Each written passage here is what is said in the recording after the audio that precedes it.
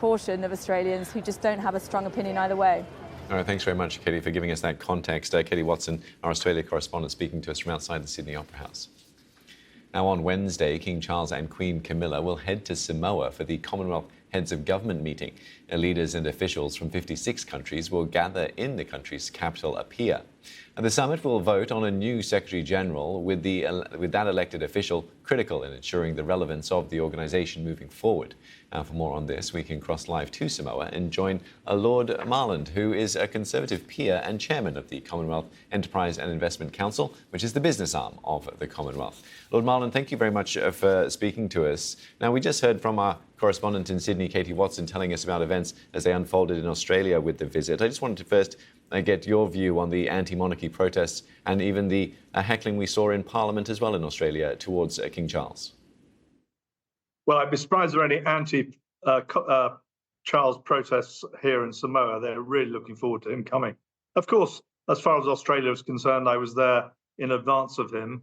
There's always been divided opinion on whether they want to continue having a monarchy that's based in the UK.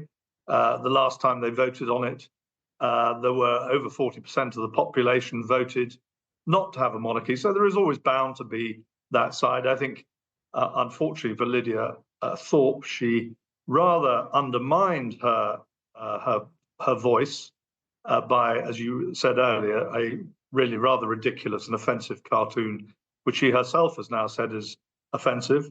And I was also noted that the Aboriginal population have come out and condemned her in quite big force. So, you know, there's always going to be two sides of the argument. He himself, the king, that is, has said, you know, he will follow the wishes of Australia and the Australian people.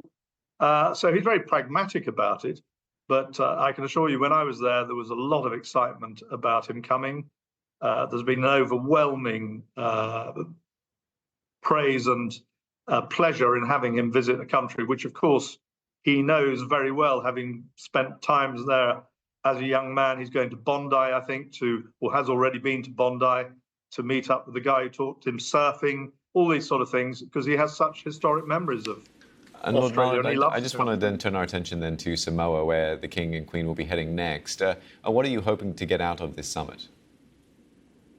Well, as you said, the Commonwealth is at a critical stage. It always is when you have a new Secretary-General being voted on.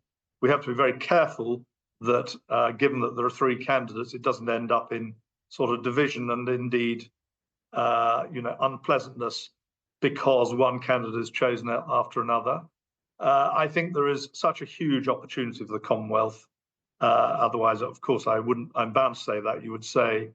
But being chairman of the business conference, you know, we have a waiting list of people who want to come all the way to Samoa.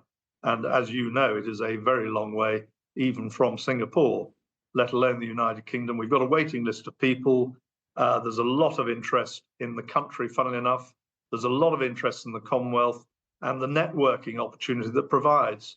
And you will have seen recently a policy exchange paper, I suspect, on the future of the Commonwealth, which I think is an incredibly balanced paper forwarded by the former Foreign Secretary of Australia, which he said, you know, at the center of this is trade and investment.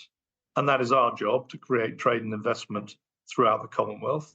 And we all know that trade, transparent trade, and an open economy leads to opportunity. Yeah, and something that all the parties of the Commonwealth will be looking to benefit from. Just short on time, I just want to press you, Lord Marland, then. When people think of the Commonwealth, they often think of the Commonwealth Games. It's going to be in Scotland for its next edition. It's been struggling to find a home, though. Do you think that will continue?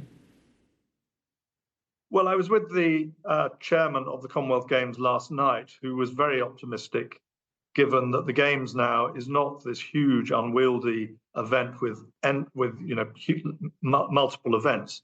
It's a much reduced Games, which, as you rightly say, is going to Glasgow. And there is now, because it's a reduced Games, quite a lot of interest in putting it on, because ultimately, to put on the Games is a huge cost. And most economies at the moment don't have free and floating money around to invest in a massive Games. I think it's very important the Games goes on, by the way. It's very much in the athlete's calendar. And as such, I'm so glad that Glasgow are putting it on. We'll leave it there. Thank you so much for your time and your insight today. I do appreciate you spending some time with us. Lord Marland there, Conservative peer and chairman of the Commonwealth Enterprise and Investment Council, which is the business arm of the Commonwealth.